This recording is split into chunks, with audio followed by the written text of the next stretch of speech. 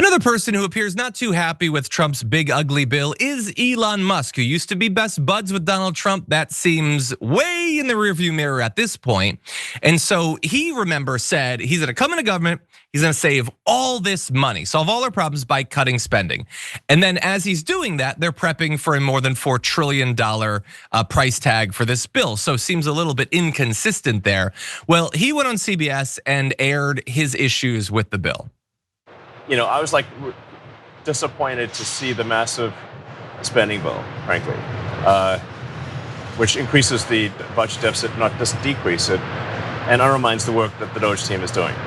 I actually thought that when this big, beautiful bill came along. I mean, like, everything he's done on Doge gets wiped out in the first year. I think a bill can be big or it can be beautiful, but I don't know if it can be both. My personal opinion. Personal opinion, also bear in mind he's an idiot. But anyway, yeah, I don't like much that he said there. I do like how he looks. He looks like he's going through hell, and I wish that on him. I really do. Man, the settlements he's gonna have to pay to the women he knocks up are just gonna get higher and higher the more he looks the way he does. But anyway. So that is him talking about the fact that they're not cutting nearly enough. Remember, he doesn't want any of these programs. Now, he doesn't have to, like many of these Republicans, run for re-election after having passed a bill that's wasteful and damaging. So he doesn't really care that much about that. But let's just run through some of the numbers that we're talking about there. So over $4 trillion tax cut, depending on which organization you look at, that number could be significantly higher. Hundreds of billions of dollars to beef up border security. $2.3 trillion added to the deficit. We've got $150 billion, remember, also being added to the military budget. So whatever doggy has managed to cut has been swallowed up many, many times over, just with more xenophobic spending. That's it. And when Musk comments on this, I want you to bear in mind that he kind of has a pretty significant set of vested interests in what this bill includes or doesn't include. So the bill is due to end a $7,500 tax credit for EVs, as well as adding a $250 annual registration fee for owners. So poorer people that want to be able to buy an EV had gotten some help from prior administrations, including Biden. They want to kill that because screw the poors. They don't deserve these cars. Only rich people should ever have them, I'm being told by the Republicans.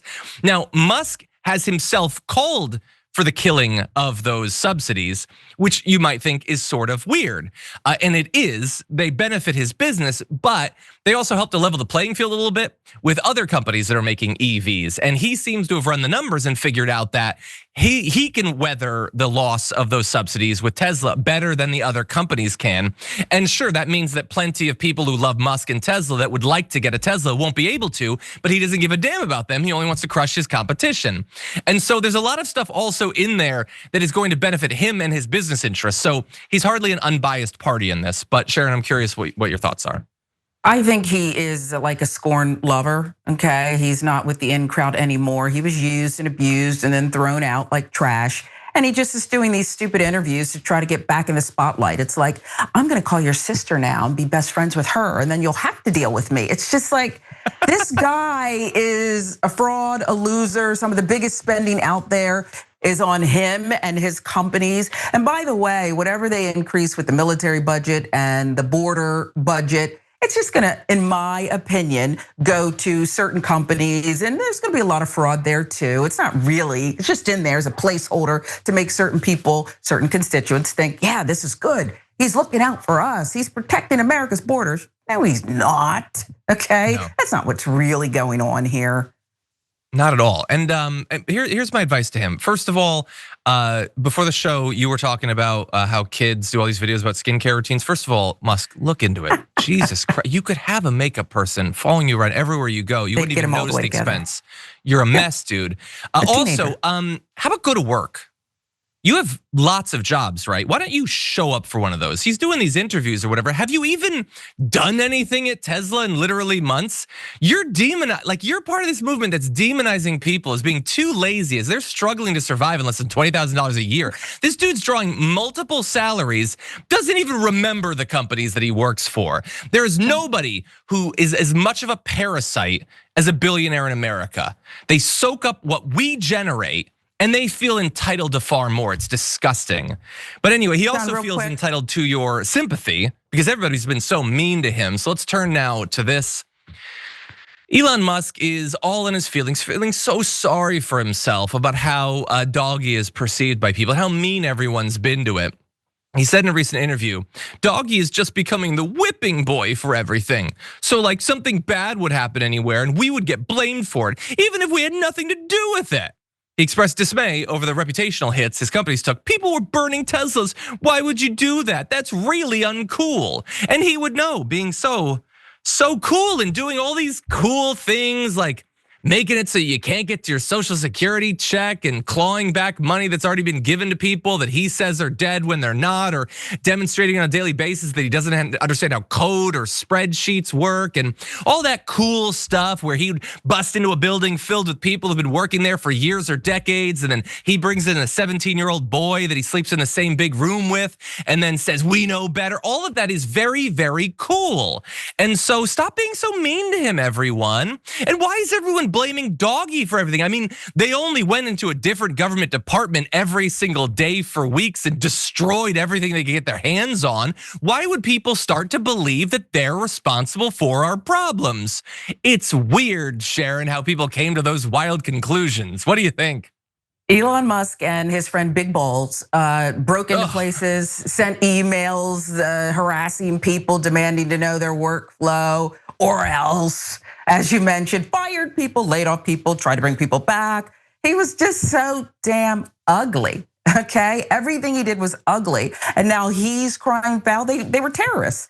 They walked around like terrorists on the government's dime, okay? And nobody should feel sorry for him now that you're ostracized. I thought he was working to be the most hated guy in the world. I thought that's what he wanted, the way he was behaving.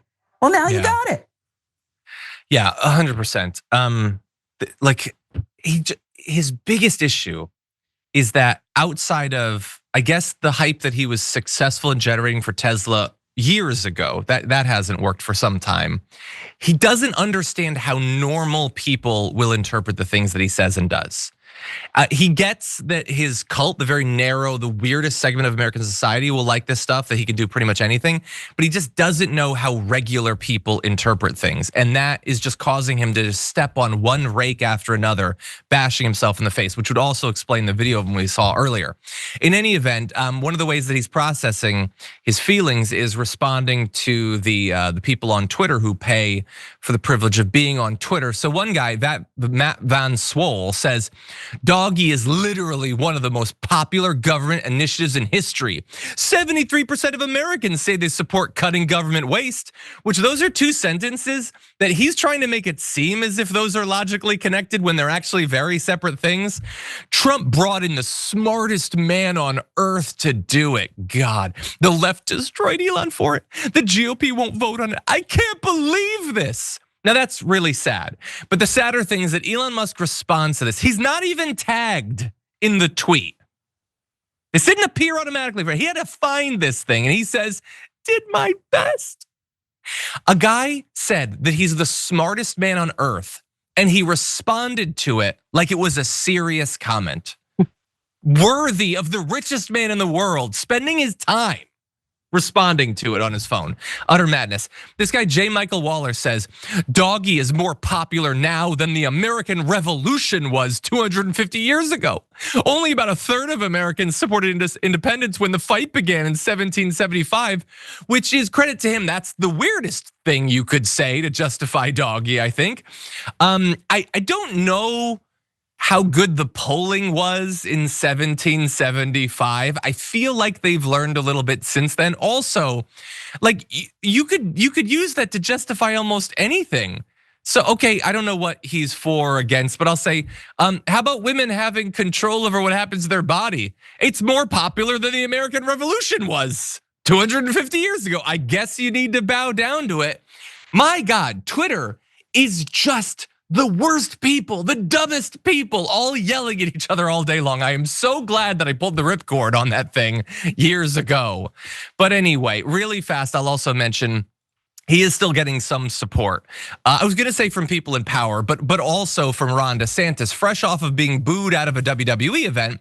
He said, "I don't think there's any question that Doggy fought the swamp, and so far the swamp has won." And that's just unfortunate, but I don't think you can look at this any other way. God, you're sad, you little suck up. But also, Trump put out this fundraising email saying Trump's doggy is in danger. And so like he's saying about how it needs to be saved or whatever. But what's interesting about that is it's that it's Musk free. He wants to still have what I guess the rub he thinks he can get from doggy, but Musk has been like purged from it at this point. And I only include this because I'm not even gonna at Elon on this video, but I know he'll find it because he searches his own name a bunch. I just want him to see that Trump is still using the branding of doggy, but Musk is, again, rear view mirror. Any final thoughts? I just think it's lovely, okay? And Musk is gonna weasel his way back in. This talk about, I'm not done spending, I'm taking my money, my ball, go home. He'll be back because he's not gonna let you forget him. And then we're gonna see this epic explosion between these two gross personalities. And it's gonna be delicious to watch for the most part until we catch the fallout as the American people. Yeah, the issue he has, the thing that's always undercut him is that he is not actually interested in doing serious, difficult work and sticking with it. Like actually fixing Tesla, I think is possible. You could do it, it would take some time, he'll get bored. He already got a Cybertruck. He doesn't want to work on an affordable Tesla or updating the Model 3 and the Model S. That's for the nerds to do. He wants to do exciting stuff like destroy the government. Well, good luck with that.